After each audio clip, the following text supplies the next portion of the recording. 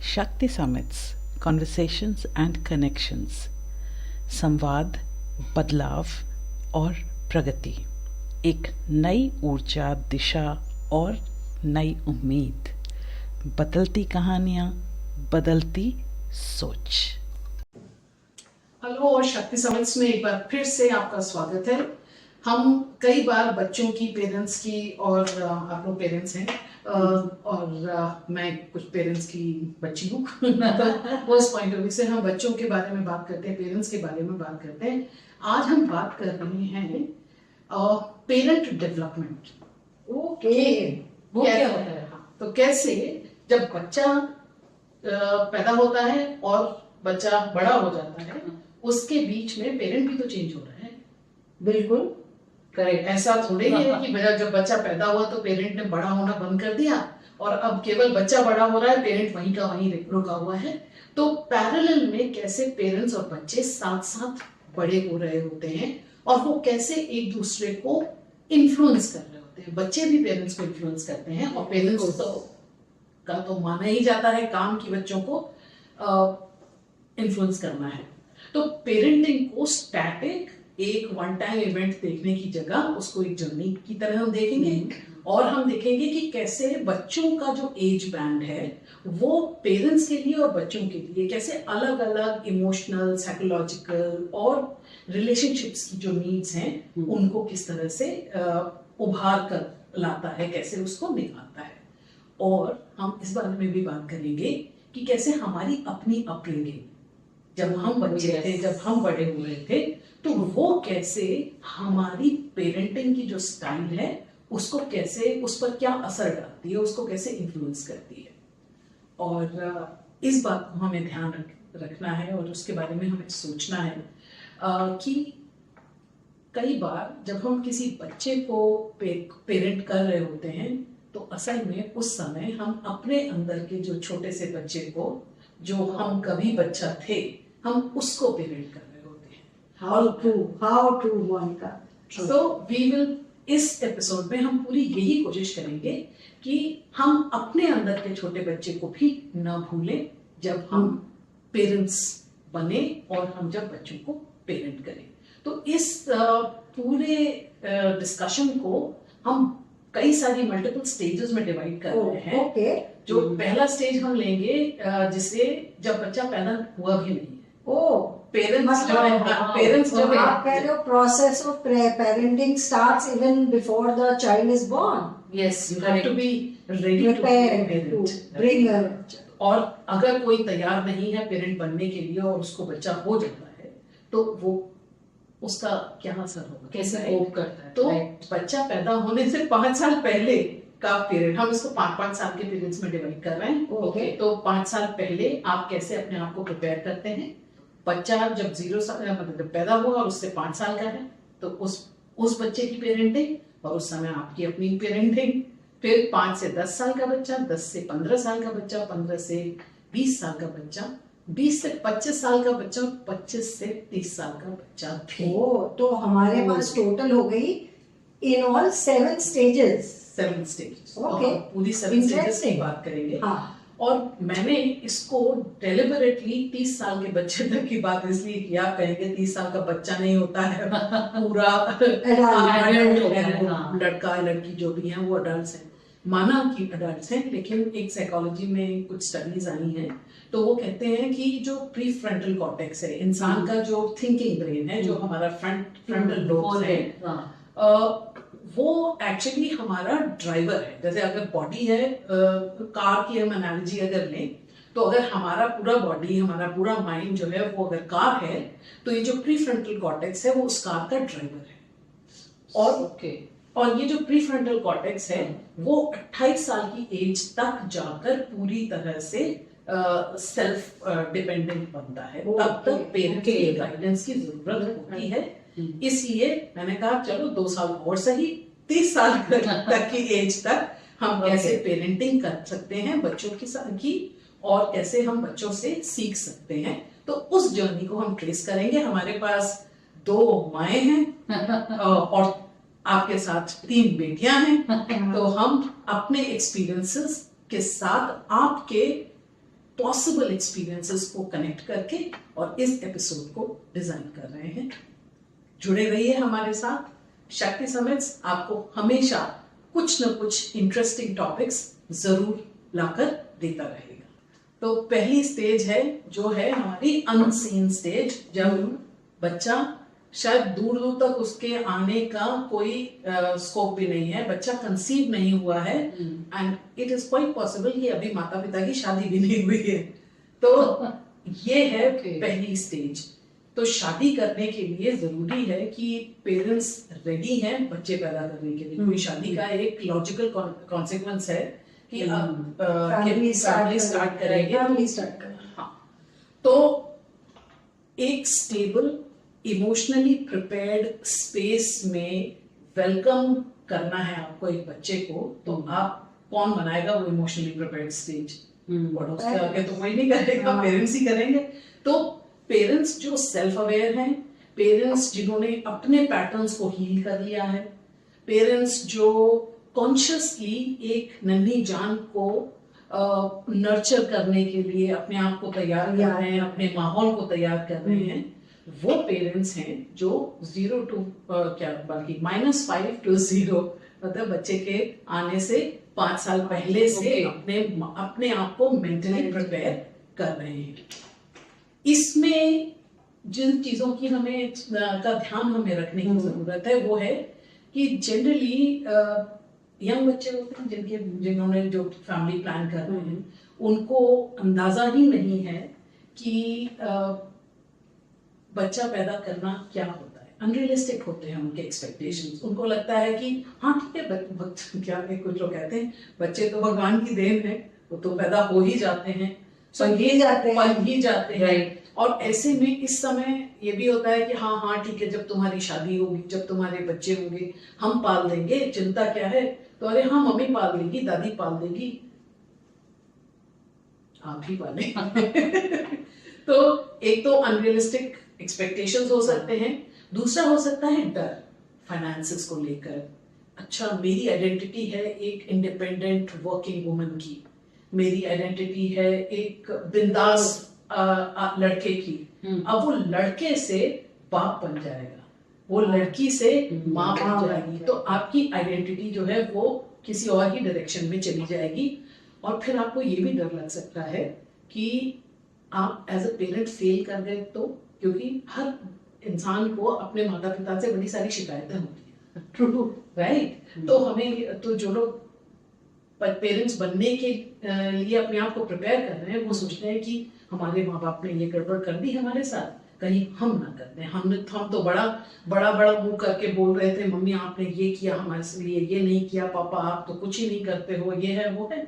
और ऐसे में आप अब अपने आप को कैसे, how do you put yourself out there?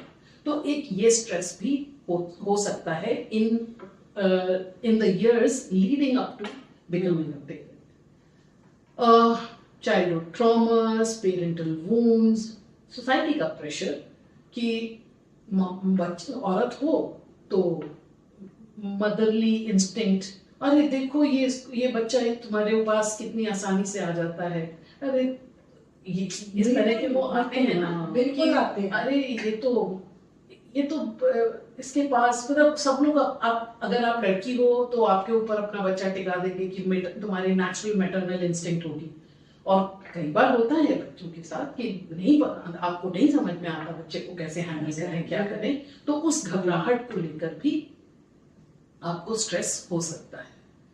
तो ये वाला जो स्टेज है उसमें मुझे लगता है कि हम नर्सरी प्रिपेयर कर सकते हैं, जो फिजिकल एनवायरनमेंट है प्रिपेयर कर सकते हैं, लेकिन आपका जो इनर वर्ल्ड है, जो आपका इनसाइड एनवायरनमेंट है, ये वो स्टेज है जहां पे आपको अपने आप को इमोशनली प्रिपेयर करना है टू बिकम पेरेंट। राइट।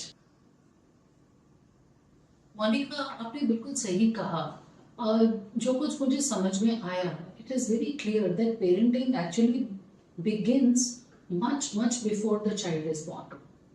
और कभी-कभी जैसे हम बोलते हैं conception के लिए भी prepare करते हैं parents. It is not just about the birth, that affects the child and the parenting aspects. But आप किस माइंडसेट से, किस इमोशनल स्टेट में आके रेडी करते हैं अपने आप को एज ए कपल, और जैसे हमारे जो इंडियन संस्कार हैं उसमें भी ये एक बताया जाता है कि चाइल्ड को कंसीव करने के लिए भी बहुत तरीके हैं, मतलब कि you have to prepare yourself mentally, physically, जैसे क्या कहा जाता है उसको गर्भ संस्कार। तो वो चीजें भी आजकल मैं देखती हूँ यंग कपल्स वो प्लान मेटिकुलसली, वो इन सब चीजों को भी पढ़ते हैं, फॉलो करते हैं, which is a very good thing. और वो थोड़ा सा एक इमेजिनेशन भी चाहिए होती है कि parenting should not be something which roles out on its own, कि चलो जैसा हो रहा है उसको निभाते जाओ, but you can imagine your parenthood, your parenting journey, ताकि आप उस हिसाब से थोड़ा अपनी लाइफ को भी प्लान कर सकें और बच्चे को पूरे प्यार से और अच्छे से बड़ा कर सकें। क्यों दीपिका? बिल्कुल। और एक चीज जो मुझे लगता है बहुत जरूरी है कि आप अपने साथ क्या पैटर्न्स कैरी कर रहे हैं, and what do you want to pass on that you have experienced when you were a child, and what is it that you did not like while you were growing up and you would not like to pass it on to your children. तो ये जो है कि मेरे साथ ये चीजें खत्म हो जानी चाहिए, ये आगे जानी चाहिए, मैं किस तरह का पेरेंट बनना चाहता हूँ, मैं किस तरह की मदर बनना चाहती हूँ, कौन सी वैल्यूज जो है वो नॉन नेगोशिएबल है, ये तो मुझे आगे पास ऑन करनी है।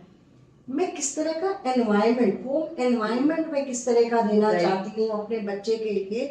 तो ये सारी चीजें अगर पहले से प्री डिसाइडेड हो, देन पेरेंटिंग आगे जा करके थोड़ी आसान हो जाती है, नहीं तो फिर आप स्ट्रगल करते हो कि ये मतलब हिट एंड ट्रायल में कई बार ना बच्चों के लिए फिर वो बहुत ही ज्यादा ट्रॉमेटिक एक्सपीरियंस होता है। They are also not very sure कि भाई मेरे से क्या एक्सपेक्टेशन है। तो अगर क्लियर हैं आप क्या वैल्यूज देना चाहते हैं, किस तरह का एनवायरनमेंट देना चाहते हैं, तो ये सारी चीजें आपको जो है पहले ही अपने पार्टनर के साथ, अपने हस्बैंड के साथ जो है वो डिसाइड करनी पड़ती हैं और डिस्कस करनी पड़ती हैं, क्योंकि naturally there two people coming from different environments, so they will different, हाँ बच्चा दोनों का है। तो बाद में डिसएग्रीमेंट हो उससे पहले ये एग्रीमेंट होना चाहिए कि भाई दीज आर द थिंग्स,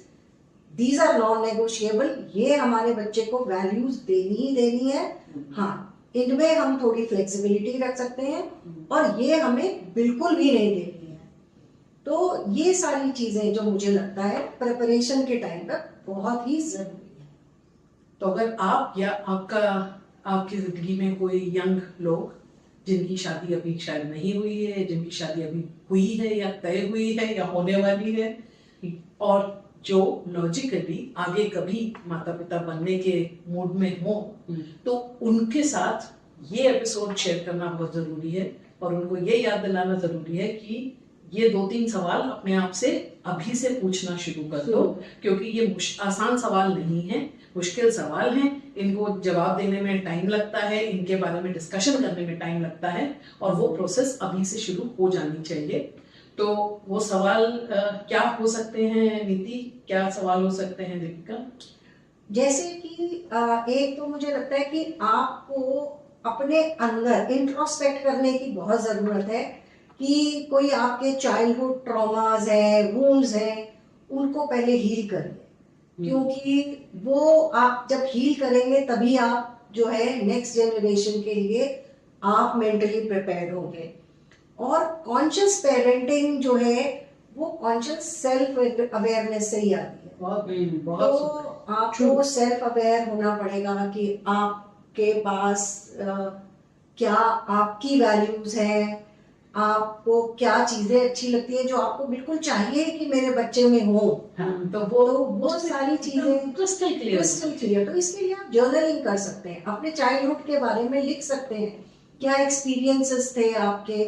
तो ये छोटी छोटी चीजें अगर मुझे लगता है कि आप करें तो आप पेरेंटिंग के लिए तैयार हो रहे हैं। और कुछ और भी ऐसे टूल्स हैं दीपिका, जैसे इनर चाइल्ड हीलिंग होता है, जिससे आप विजुलाइज कर सकते हैं कि बचपन में आपको किन चीजों का शायद ट्रॉमा हुआ था, आप उसको भी ओवरकम करेंगे तो अच्छा रहेगा, बिकॉज ट्रॉमा इंटरजेनरेशनल कैरी होता है। और आई एम श्योर हम बिल्कुल नहीं चाहेंगे कि हमारा बच्चा कि हमारा traumatized- ट्रॉमा आगे पास पास हो। बिल्कुल बिल्कुल बिल्कुल। तो ये भी एक अच्छा एक्सरसाइज है कि क्या है मेरे ट्रॉमास और मैं क्या कर सकती हूँ या क्या कर सकता हूँ उन ट्रॉमास को मेरी जनरेशन पे ब्लॉक करने के लिए। यहीं पर बस the buck stops here. None of my nonsense is going to get passed on to the next generation. Only the finest, sweetest, most beautiful qualities are going to get transferred. तो वो filter design करना, वो filter आपस में share करके उसको मजबूत रखना, बनाना, वो काम आता है इस स्टेज पर, जिससे कि आपका बच्चा आपके जेनेटिक मटेरियल के साथ साथ इमोशनली क्या इनहेरिट करता है उसको आप कंट्रोल डिजाइन कर सके। तो to all the people who are going to be parents and all of the parents whose children are going to be parents, true, ये एपिसोड उन सब के लिए बहुत जरूरी है। हमारे साथ जुड़े रहिए, क्योंकि अगला एपिसोड जो है उसमें हम बात करने वाले हैं जब बच्चा पैदा होता है तब से लेके 5 साल की एज तक उस बच्चे की पेरेंटिंग और पेरेंट्स की self parenting while they are parenting that little child. Stay connected, stay with us. We'll be back soon.